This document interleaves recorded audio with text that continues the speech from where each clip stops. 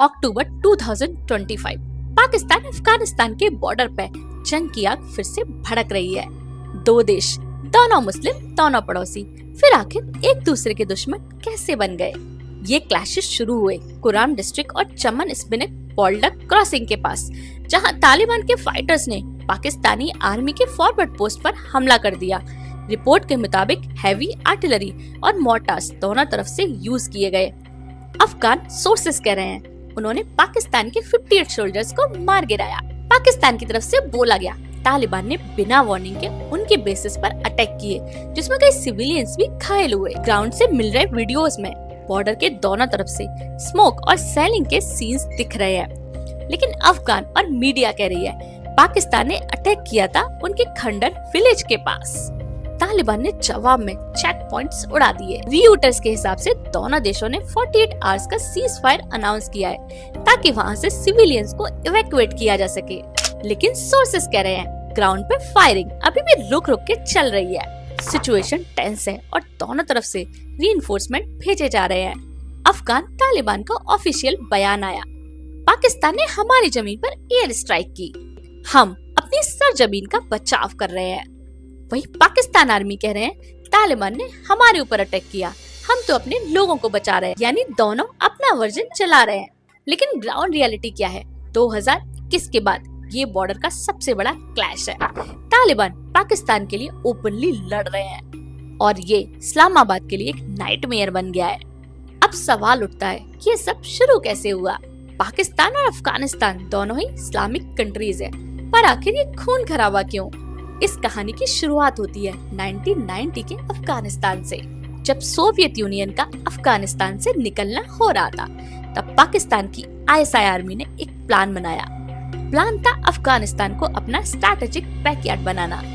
इसी प्लान के तहत पाकिस्तान एक मिलिट्री ग्रुप को पाला, फंड किया और ट्रेन किया। इसी का नाम था तालिबान। आईएसआई ने उन्हें हथियार दिए और दुनिया को बोला ये तो हमारे इस्लामिक स्टूडेंट्स हैं, पीस लाएंगे। पर असल में ये एक प्रॉक्सी आर्मी थी जिसे पाकिस्तान चाहता था इंडिया के खिलाफ यूज करना। 1996 में तालिबान ने काबुल जीत लिया और पाकिस्तान ने उन्हें सबसे पहले लीगली रिकॉग्नाइज भी कर दिया। दुनिया तालिबान को टेररिस्ट कहती रही, पर पाकिस्तान उनके साथ खड़ा रहा क्योंकि उनका प्लान सिंपल था, अफगानिस्तान पे अपनी मर्जी से कंट्रोल करो और इंडिया को वहाँ से दूर रखो। फिर आया 2021 जब अमेरिका ने अफगानिस्तान से निकलने का अनाउंस किया। तालिबान ने 20 साल बाद काबुल फिर से कब्जा लिया।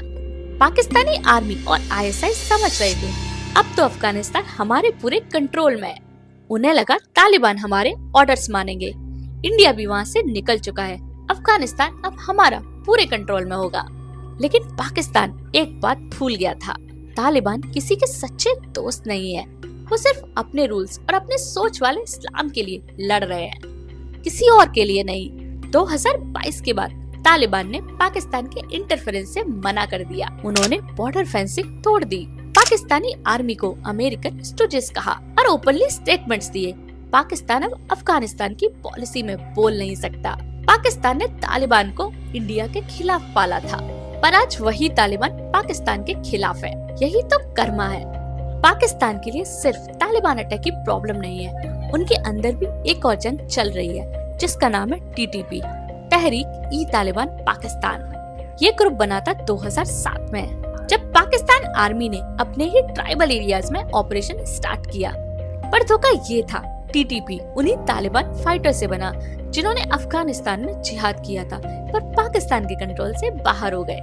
टीटीपी का मिशन सिंपल है, पाकिस्तान में शरिया लॉ लगाना और पाकिस्तानी आर्मी को इस्लाम का दुश्मन कह के खत्म कर देना। उन्होंने पाकिस्तान के अंदर 1000 से ज्यादा टेररिस्ट अटैक किए। पेशावर स्कूल मासकर, आर्मी पब्लिक स्कूल में 149 बच्चे शहीद हुए और टीटीपी ने ओपनली कहा ये सिर्फ शुरुआत है। 2014 के बाद पाकिस्तानी आर्मी ने मिशन जर्ब-ए-अजब लॉन्च किया और टीटीपी को अफगानिस्तान भगा दिया। लेकिन जब 2021 में तालिबान ने काबुल कब्जा लिया, टीटीपी फिर वापस आ गए। तालिबान ने उन्हें प्रोटेक्शन दी, कैंप्स दिए और पाकिस्तान के अगेंस्ट फिर से यूनाइट किया। आज टीटीपी के पास 5 से 6000 फाइटर्स हैं और उन्होंने पाकिस्तान आर्मी के बेसिस, पुलिस स्टेशन और आईएसआई हेडक्वार्टर्स पर अटैक किया। आज सिचुएशन ये है, पाकिस्तान के अंदर हर महीने 20 से 25 टेरर अटैक्स होते हैं। पेशावर, क्वेटा, नॉर्थ वजीरिस्तान, हर जगह धमाके, फायरिंग और शोल्डर्स की लाशें। और सबसे बड़ी बात, आज टीटीपी ओपनली कह रहे हैं हम तालिबान के भाई हैं और पाकिस्तान हमारे दुश्मन है। जब पाकिस्तान और अफगानिस्तान एक दूसरे पे मिसाइल चला रहे हैं, एक देश शांत है, इंडिया। इस बार इंडिया ने कोई मिलिट्री एक्शन नहीं दिया, उसने चूज किया सिर्फ स्ट्रैटेजिक साइलेंस। अफगानिस्तान में तालिबान के वापस आने के बाद इंडिया ने अपना एम्बेसी वापस नहीं खोला, लेकिन अफगानी लोगों को ह्यूमैनिटेरियन एड्स और मेडिकल सप्लाई लगातार भेजता रहा। मतलब इन्फ्लुएंस बिना इंटरफेरेंस किए। आज पाकिस्तान इकोनॉमिक कोलैप्स के किनारे पे है। इन्फ्लेशन 40%, रुपीस गिर चुका है और उन्हें अपना डिफेंस बजट भी कट करना पड़ा। जबकि इंडिया दुनिया का 5th largest economy, defence export 400% तक बढ़ा है। स्ट्रैटेजिकली इंडिया ने अफगानिस्तान के अनस्टेबल नॉर्थ पर फोकस बढ़ाया। तजाकिस्तान के फरकोर एयरबेस पर इंडियन प्रेजेंस बढ़ी है। यानी इंडिया ने कोई वॉर नहीं लड़ी, पर पाकिस्तान 3 फ्रंट से लड़ रहा है, तालिबान, टीटीपी और इकोनॉमी।